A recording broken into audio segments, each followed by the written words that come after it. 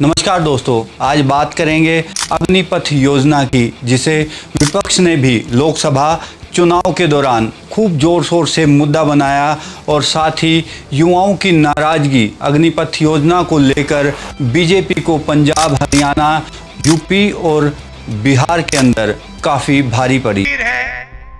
विकास कुमार, आपको कैसा लगा ये अग्निवीर योजना? हमको ये स्कीम थोड़ा सा भी अच्छा नहीं लगा सर। इनको ये स्कीम थोड़ा सा भी अच्छा नहीं लगा। पता है क्यों?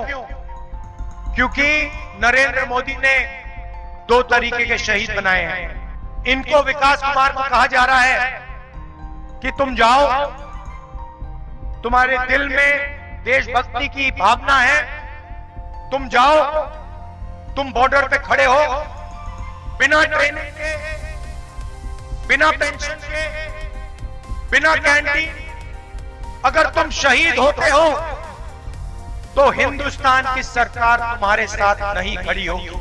अगर तुम शहीद होते हो तुम्हें शहीद का दर्जा नहीं मिलेगा, क्योंकि तुम अग्निवीर हो, तुम नॉर्मल जवान नहीं हो। यह सिर्फ सेना का नहीं, हर देशभक्त का अपमान है और हम इस बात को मानने के लिए तैयार नहीं है कि दो शहीद होंगे।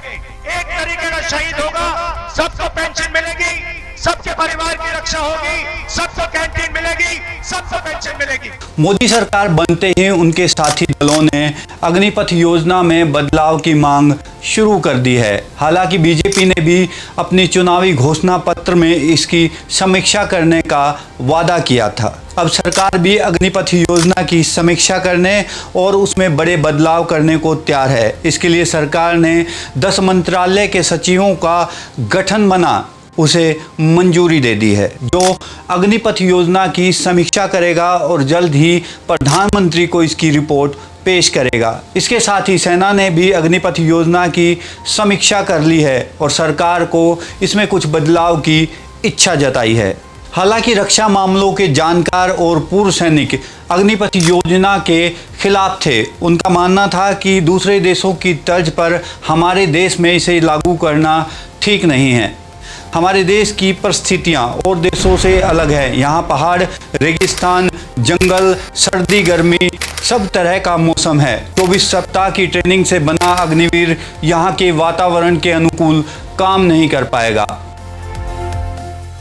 देश के नेताओं को अपनी सुरक्षा के लिए तो एनएसजी और एसटीएफ के कमांडो चाहिए और देश की रक्षा के लिए अग्निवीर, जिन्हें ना तो प्रॉपर ट्रेनिंग दी जाती है और ना ही कोई सहूलियत। सरकार ने रेगुलर फौज की भर्ती को बंद कर दिया है, क्योंकि अब अग्निपथ योजना के तहत ही भर्ती होती है। आने वाले 10 साल के बाद पुराने फौजी रिटायर हो जाएंगे। तो क्या आपको लगता है कि अग्निवीर वो काम कर पाएंगे जो आज का फौजी कर रहा है? अग्निपथ योजना को भारत सरकार ने सितंबर 2022 में लागू करने की मंजूरी दी थी। इसकी घोषणा 16 जून 2022 को की गई थी। इस योजना के तहत सेना में शामिल होने वाले जवानों को अग्निवीर के नाम से जाना जाता है। जी न्यूज़ की एक खबर के मुताबिक सेना ने भी अग्निपथ को लेकर अपना इंटरनल सर्वे कर लिया है। अब सबसे बड़ा सवाल ये है कि आखिर अग्निपथ योजना में बदलाव की जरूरत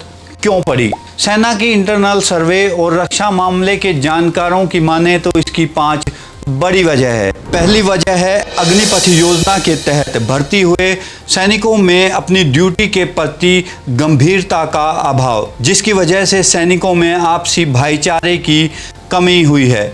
दूसरी वजह है अग्निपथ योजना के तहत भर्ती हुए अग्निवीरों में से सिर्फ 1/4 यानी कुल 25% अग्निवीरों को ही फुल सर्विस के लिए सिलेक्ट किया जाता है, जिसकी वजह से अग्निवीरों में सहयोग की बजाय कंपटीशन की भावना बढ़ गई है। तीसरी वजह है अग्निपथ योजना के तहत भर्ती हुए अग्निवीरों का ट्रेनिंग पीरियड 42 सप्ताह से घटाकर 24 सप्ताह कर दिया गया है। इससे सैनिकों की ट्रेनिंग कमज़ोर हो रही है, जिससे उनका आत्मविश्वास और अनुशासन कम हो रहा है। चौथी वजह है अग्निपथ योजना के तहत भर्ती हुए अग्निवीरों को शहीद होने पर शहीद का दर्जा नहीं देना और ना ही परिवार को पेंशन देना, जिसकी वजह से अग्निवीरों का अपने परिवार को असुरक्षित समझना। पांचवी और बेहद बड़ी वजह है अग्निपथ योजना के तहत नेपाली गोरखों का भर्ती ना होना। देश में कुल 6 गोरखा रेजिमेंट है, जिसमें 40,000 नेपाली गोरखा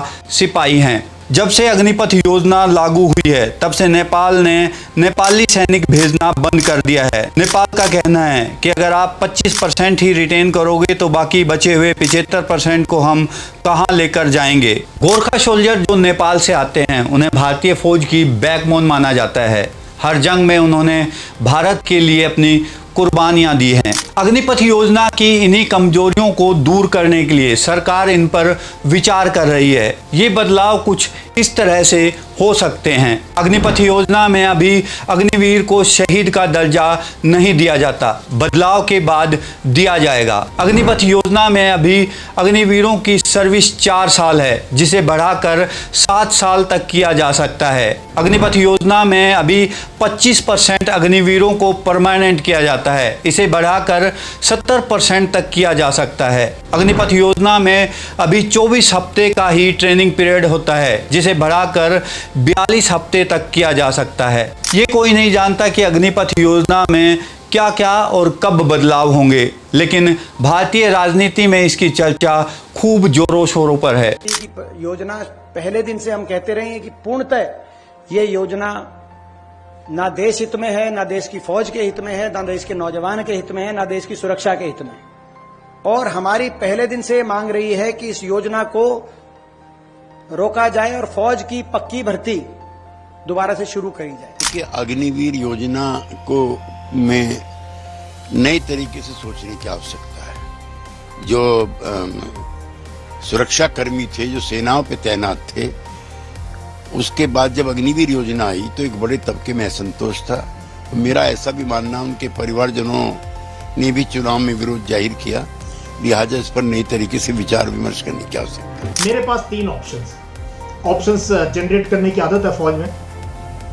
नंबर 1 ऑप्शन है कि इस स्कीम को पूरी की पूरी को जो है डस्टबिन में डाल दिया जाए, यानी कि खारिज कर दिया जाए। मुश्किल है, क्योंकि सरकार जब स्कीम लेके आती है बहुत मुश्किल है किसी की पूरा का पूरा, बट हो सकता है, पॉसिबिलिटी है ये। नंबर 2 है कि हम इसको 50-50 कर दें, जो कि मैंने एक वीडियो में जिक्र किया था, जो कि जब जनरल रावत सीडीएस थे, और शायद ऐसा कुछ किताब में भी है, जनरल नरावने की किताब में। अनफॉर्चुनेटली वो किताब को भी रोक दिया गया। अब आएगी किताब तो देखेंगे उनका क्या कहना है इसके बारे में, कि इसको 50-50 कर दिया जाए। 50% को रिटेन कर लें, 50% को बोलें ठीक आप जाओ, और उनके लिए हम कोई रिहेबिलिटेशन का चला सकते हैं। नंबर 3 चॉइस है 75-25, क्योंकि किया जा सकता है और करना चाहिए कि 75% को हम रिटेन करें, 75% को, और 25% को हम जाने दें। राजनीति अलग है, मगर ये भी सत्य है कि अग्निपथ योजना ने देश के युवा, पूर्व सैनिक और रक्षा मामलों के जानकारों को निराश किया है। प्रधानमंत्री की ये अग्निपथ योजना देश के युवाओं को अग्निवीर बनने के लिए प्रेरित नहीं कर पाई। आज के लिए बस इतना ही। अगर आपको ये एपिसोड पसंद आए तो इसे लाइक, शेयर और सब्सक्राइब जरूर करें। मिलते हैं जल्द एक नए एपिसोड में, तब तक के लिए जय हिंद, जय भारत।